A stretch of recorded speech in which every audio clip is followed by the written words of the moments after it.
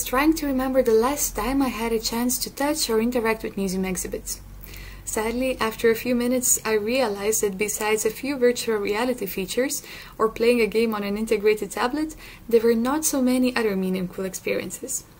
This gives a stark contrast to the installation of British artist, professor at the University of Westminster, Clare Twomey. Despite great differences between her artworks, they are also closely connected by the idea of visitors' inclusion into the development of the installation.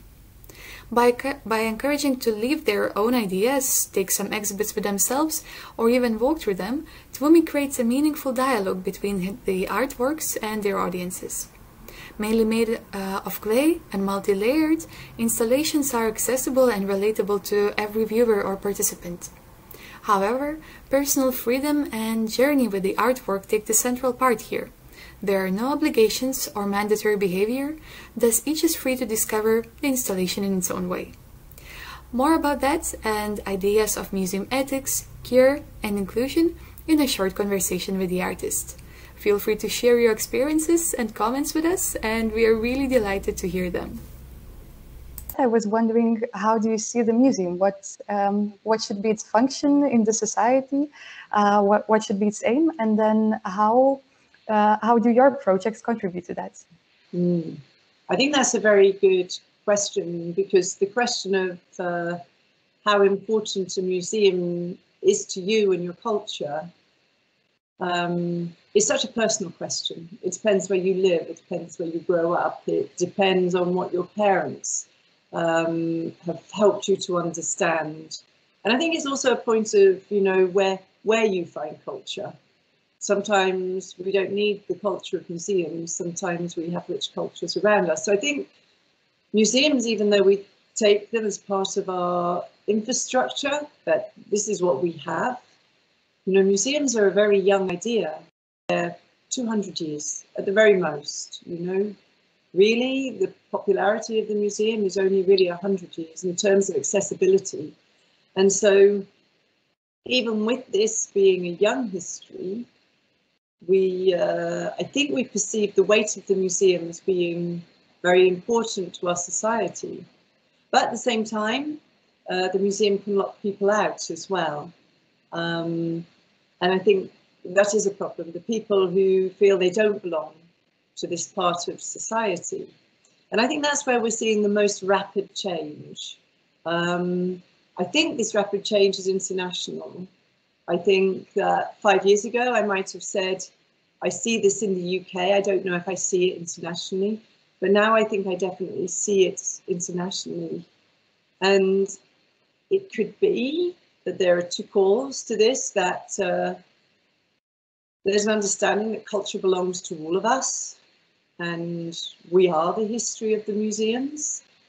But I think also there is a government understanding that museums have a role in society. They're not only for the keeping and holding of artifacts, because of the interface, where museums are just storerooms if the public don't come. And so the public arriving and taking those knowledges with them is really important. So I think that's a very long way of saying that ultimately I believe that institutes are for the public, and so it's very important the public are welcome.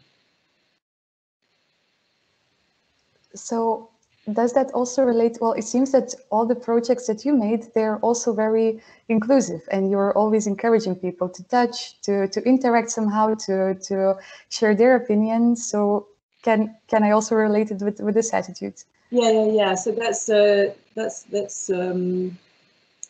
it's an interesting place to start, because I think in many ways when we look to find out about ceramics, we think it's historic material. So we go to museums to see ceramics, because the ceramics we have at home, we think is just our stuff.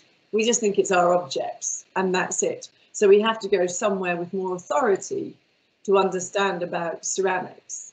And so I think that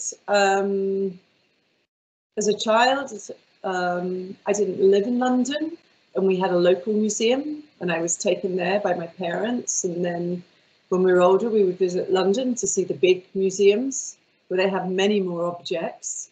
And so I think for me, the museum was always a place where I saw my stories. I saw the objects, and I immediately related those to home, because at home we made objects. My mother was a seamstress, so you know, the textiles galleries were the materials I lived with, and I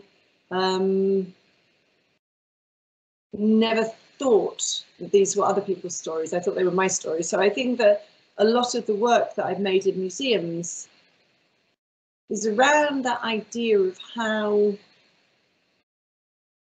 we walk inside these histories and see how they feel from our perspective. But I think ultimately our perspective is really part of the work that I try to give, in terms of understanding that when we look at a historic object, sometimes the only thing it has is that it was there. Sometimes it's not a special object. Sometimes it's just an old object. But those things are very important because they include the people of now somehow. So I'm very interested, I think, in allowing the artworks I make not only to be relevant to the museum in understanding their duty to history, but also including the public. But what kind of reactions then you receive? Because I think, well, you mentioned that change in museums' attitudes, that they're trying to be more open, more accepting. But it seems that still a majority of museums, they're trying to, well, if we speak about ceramics, then they would just show a tile and say that this is a special tile because it's from a particular century. So what is your relation with curators of museums, and how can you, or do you need to ensure them that it's a necessary idea to interact with publics?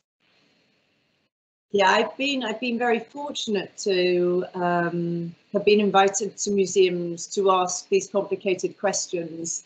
You know, 20 years. So 20 years ago, then the proposals that I'm making to museums were much more complicated because they'd never seen any artist ask these questions. You know, you describe the tile that is still in the museum, and this is what curators were expected to do.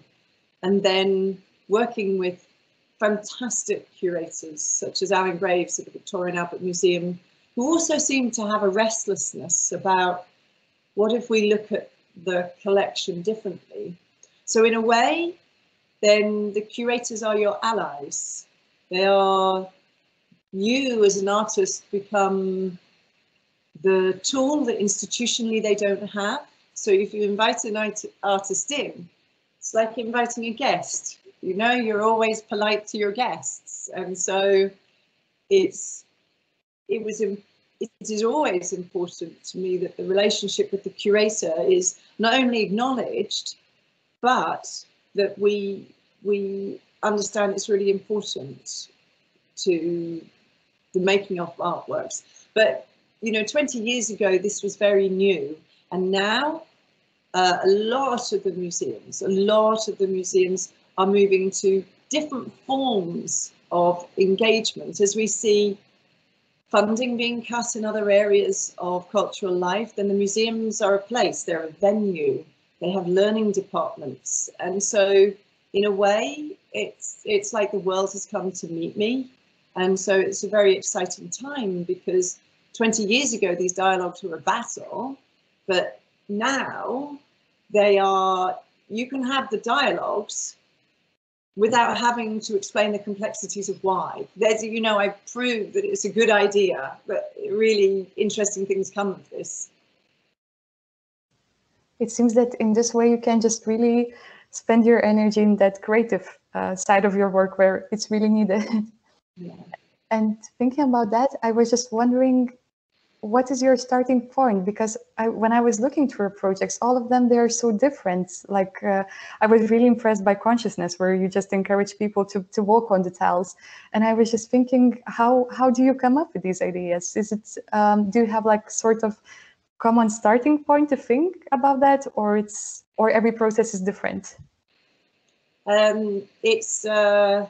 It's wonderful to hear that you can see every project is different. It's almost like, because I make my work live, I don't make work privately in my studio. The public works are the works I care passionately about. They're the things that are, you know, really personal to me to make these. So part of that is so that I don't forget to challenge myself.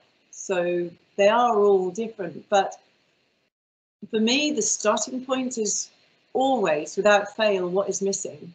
So if I'm invited to maybe talk with a museum or talk with a curator, then the thing on my mind is always, what's missing here? Why am I needed?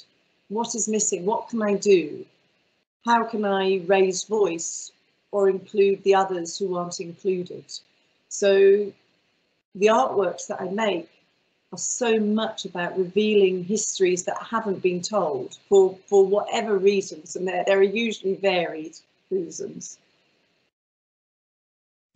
So in this case, again, the cooperation really matters, because even though you're invited as a separate artist, you should be really know the mission of the museum and its activities quite well, and you should adjust yourself to these activities, right? Yeah, and one of the most important things, because this work, it takes a long time. So you have maybe 2 years, 3 years of dialogue with the curator.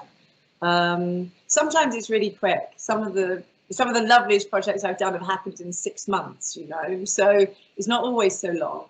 But because this is part of your life, and because in many ways being an artist isn't a job, it's your next creative action, then it's really important that those relationships are full of trust. So they're full of trust, so that we all go along the journey together and we have a shared vision, because these artworks are really difficult to make and they're difficult to get right, and nobody knows that, because when they arrive, we've done it, we've got there, you know. But that is part of the joy of the journey. Yeah. And I was just wondering, you said some of the loveliest projects, and I was thinking, is it possible somehow to evaluate which project was a successful, which was less successful? So do you have any criteria, or maybe you even have some examples, or maybe you can share some works that were just the loveliest for you? Yeah, it's a really, really difficult question, because, you know, because I make artworks in the public realm, then the artworks are always interrelated. You never get there, like, you know, so the questions that I started with, conscience of walking over the tiles, you know, they were part of a question for me of, okay, I can invite the public in and they will walk, they will do this, they're okay, you know. And then, so then Trophy was almost asking the question, when Trophy at the Victorian Albert Museum, which is the little bluebirds, it was to say, okay, but will people take things? Is this boundary? Can I do this? And then, you know, the public answered my questions to that. And so then if we go to the Nelson Atkins, there was a further discussion, even though the projects look very different, there's like a thread that connects things. And so probably my favorite project is the one I haven't made yet, because it is so important for me to be so inside the questions I'm asking. I have to be on the journey with my artwork. So I think that I've been given so many spectacular opportunities to work with really great museums. So I don't know if there's a favorite, but I think there have been huge leaps, because you take these leaps with other people and with the public. And so it's not very fair of me, is it, not to give you an answer? But I think maybe it's the work I haven't made yet is my favorite at the moment. well, that's quite intriguing, and it encourages to wait for your further projects. But when you were talking about success, of course, you mentioned publics, because I think it's a big part of how your project develops. And I was wondering, how do people react? Because it's still surprising for curators to be so open, but I guess publics and audiences are also still not used to be so much involved. And it might be quite weird to just take a cup, like in your case of Project Forever. So what is the reaction of public? And maybe you noticed any differences? Maybe in different countries people react differently, or in different galleries, I don't know. Well, it's very interesting you should say that. I remember when we made Conscience for the first time, when you walk over the fired tiles, then I was really curious culturally, if we put this in different countries all over the world, then do people behave differently? You know, it's a very interesting question. I think there's a duty with the work that I make to understand that not all people want to behave in the way that all people behave. So I try to make the work so that it has no obligation in terms of you could look at the work and enjoy it just as much as becoming maybe physically involved with the work. So I try to think of the demand we make on the public. How comfortable are they? So if people are uncomfortable, this is new, they can stand and they don't have to be a person they don't want to be at that time, you know. So but I think the museums who invite me to work with them, I think they know that I'll bring challenge, and usually it's, you know, it could be seen as a gentle challenge, but actually it's usually deeply challenging for the museum and for the public. And so, of course, everyone is surprised and delighted. And I remember a piece that we made in Toronto at the Gardner Museum, and we'd made it so this huge room, you could only know what was beyond it when you walked through the door. And in this artwork, then you were just transported to another world. And this was very magical for people, that and there was no participation. Their role was to be a witness to the artwork piece by piece. And so in a way, we didn't demand anything of them other than for them to be present and to witness this live performance that went on for hours and hours. But so I think, yes, it's always surprise, but I think the surprise was ginormous there. But then also the work that I made at the Tate Modern a couple of years ago, this was hugely surprising. Many thousands of people queued for hours to be part of this artwork, but this was very public. It had been on the news. It had been so they came without surprise, and they were really like, we want to be part of this. This is we want to be included. So I think that there is I hope an amazing moment with every work that I make, which is that the viewer feels included somehow, seen, witnessed themselves. I was also thinking, one of the aims of your projects, it seems, just as you mentioned, to include people. But is there anything else that you expect from the visitors? Do you want them to reflect on the topic, or what I was thinking, that all your artworks, they seem to be made on very relatable topics or from a very relatable materials.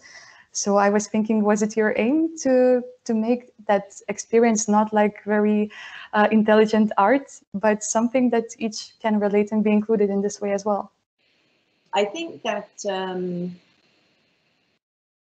Clay does this. I don't think I do it at all. I think Clay does this, because Clay is, as we started to speak, you know, clay is our everyday object. It's our cups, it's our tiles in our bathrooms. It is, and so I think that clay for me is absolutely the magical ingredient because it works through all the stratas of our society.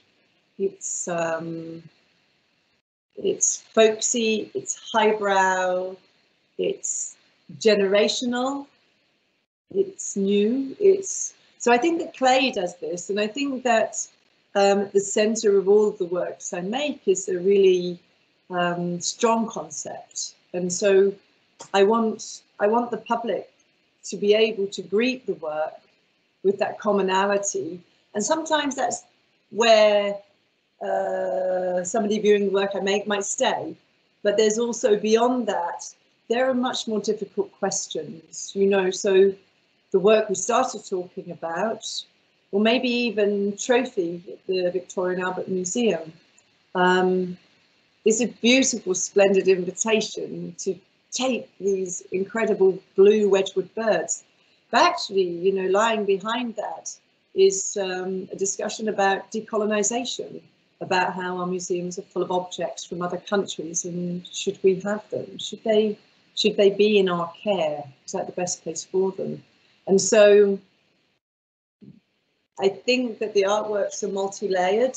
So behind it all is usually quite a fierce challenge, but it's layered. So you can travel with the artwork if you want to get there. But some people, they don't, or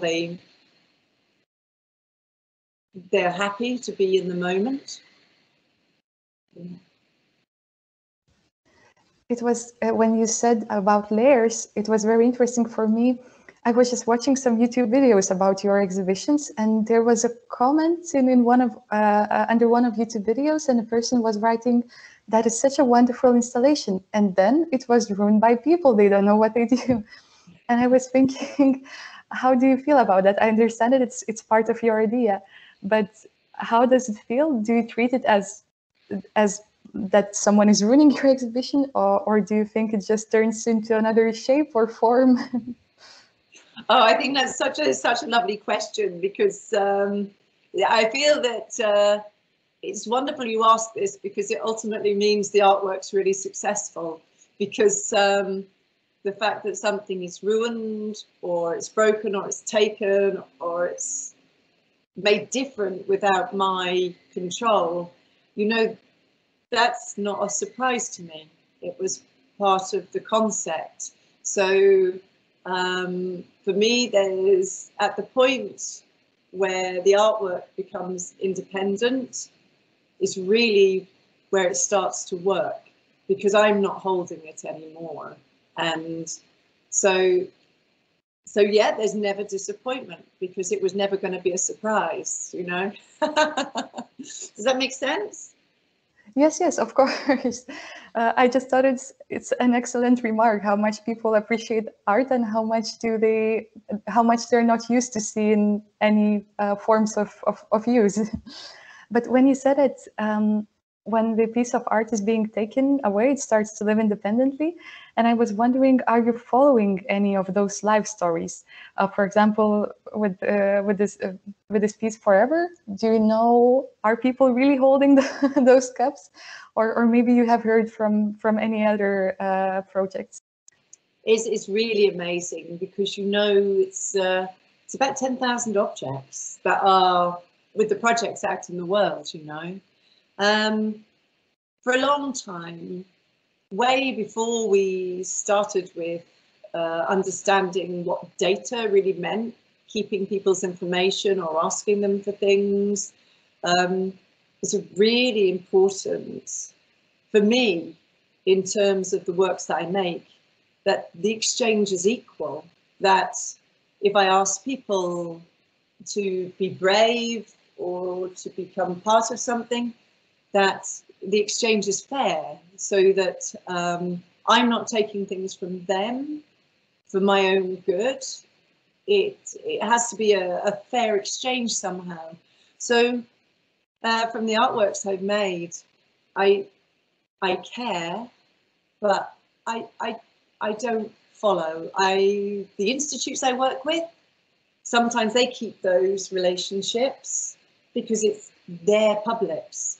But I really have to say that when people do get in touch with me, it's so meaningful. And there have been really some very, very generous personal emails that have come from people from my projects. And, you know, the Forever Cup in Kansas City, you know, it's the 5th largest museum in America.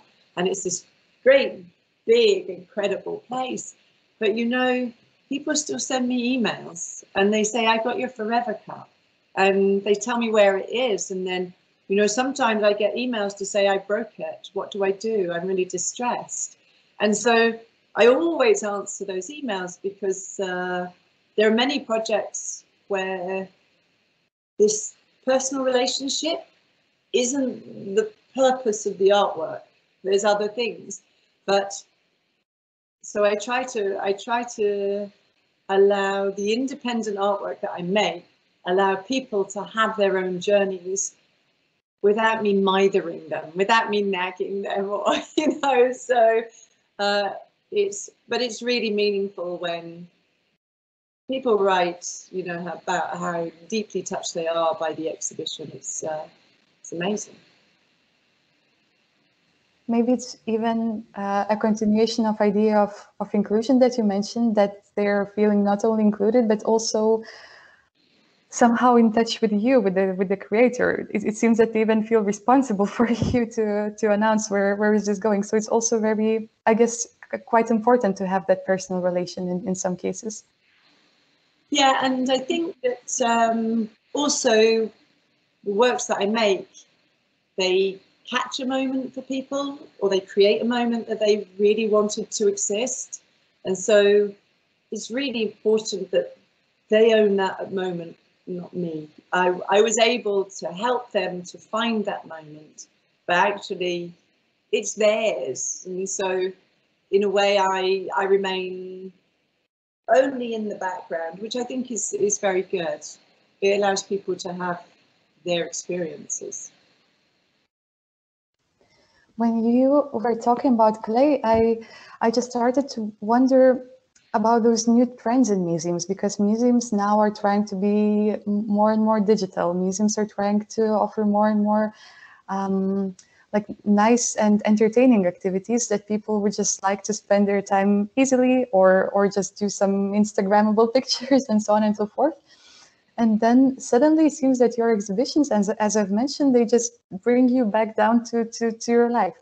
So I was wondering whether people are not missing, or museums are not missing any more modern points, like digital points in your exhibitions, or they already know what to expect from you.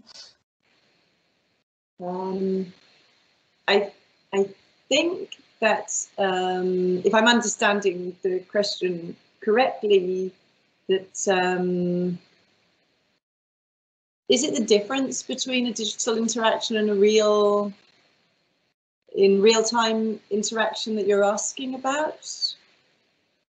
I'm more asking maybe about all the IT tools that museums are now using. You can, when you just enter a museum, you can find sometimes even the same old exhibition, but then the museum will put a computer, a tablet, or just the MP3 player that people could see that it's a modern, not an old-fashioned thing. And then after visiting those exhibitions, people are suddenly coming into your exhibition hall, where they see some clay, or maybe some tiles, or something really very classical and very usual. So maybe that also puts some like first impression for them. Maybe I am the equivalent of the digital. You know, like the digital tells us more things we don't know about the object we're looking at. Maybe I'm another form of the digital, that I unravel histories for publics in ways they didn't know was possible. And I think the same as the digital, then I assist that journey. So when you work with a digital tool, you're guided and you're taken. Sometimes you know you're being guided, sometimes you don't. And I think in many ways that's possibly what I do as a practitioner. But I do think there's lots to be done, because we are so reliant on our digital tools, especially in this moment, to understand not the distance between those things, but maybe how they can work together. Because if we are at home, then we understand our domestic collections. We may never have ever thought of them as collections, but they are, you know. And so maybe this maybe it's not so oppositional. Maybe it's not oppositional between the digital and the physical, tactile worlds. Maybe they're blended.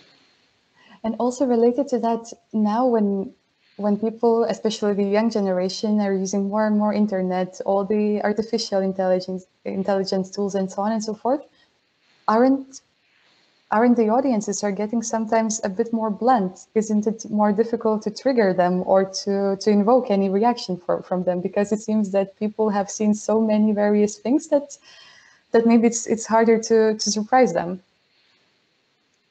I think that you're absolutely right. And I think that there are also many ways in which we use the digital to trigger things, but also how we can use different kinds of participation to trigger things.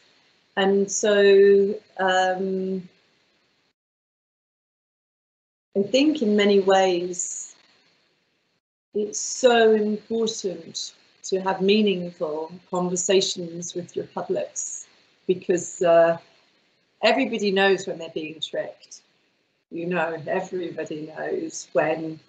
I suppose it's the difference between, you know, being entertained or experiencing a journey.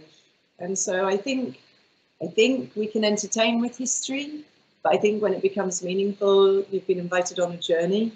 I think that's the difference. So do you think, is there a way that a museum should turn? Should they be more entertaining? Because sometimes it seems that that's what the audiences demand. Or should they be more meaningful? Or is it possible to combine, and museums should combine these two?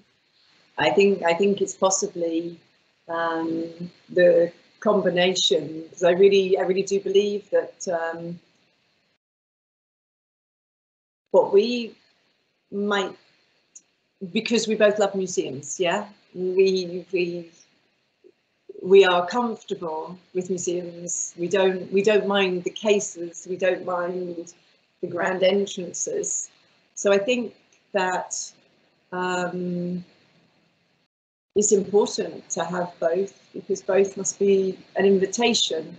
I think that one of the most important things for either of those is what the true value is for the person you've invited, either into the entertainment or into the experience. I think that we have an ethical responsibility to care for our guests, or whoever they are, however they are, you know. So the role and the mission of nowadays museums should be just to be as inclusive as possible, to portray the information in such ways that would catch all the audiences. Yeah, I think so. And some of them may stay, and some of them may just be very glad that they had a moment to think about this. You know, museums will never capture everybody, but that's why there are so many things in the world. Yeah, and the thing that I forgot to ask, when you were mentioning your future projects, the one that you're looking the most to create. So could you give us a sneak peek on what are you working right now and where we could expect to see your works? It's a good question. So this year I should have been working with a lot of international partners, and everyone is in a crisis. So it's a very good opportunity. So in the studio, we're finishing some projects that will hopefully be in the world by in the next couple of months. But I think in terms of the new projects, then I think that it's really understanding some of the questions you've asked me today, which are, for me, they go back to care and attention, really understanding how do we make the visible or make the invisible visible? How do we care? And these questions are absolutely for museums and our civic understanding of culture. So those questions are what are driving the ideas for the new work. So yeah, it's exciting to have this time to be able to consider those things. So the idea of care and inclusion is still your biggest challenge in the work? I think in many ways it's our biggest challenge in society. I think that's the thing that is motivating me. But yeah, I think that I'm really pushing around the idea of care, because if we lock things up in museums, are they cared for? You know, we have a lot of cultural problems in our museums, that we have spiritual objects which have been abandoned because they're locked in cupboards, whereas actually they need using to care for them spiritually. So it's endlessly interesting, right?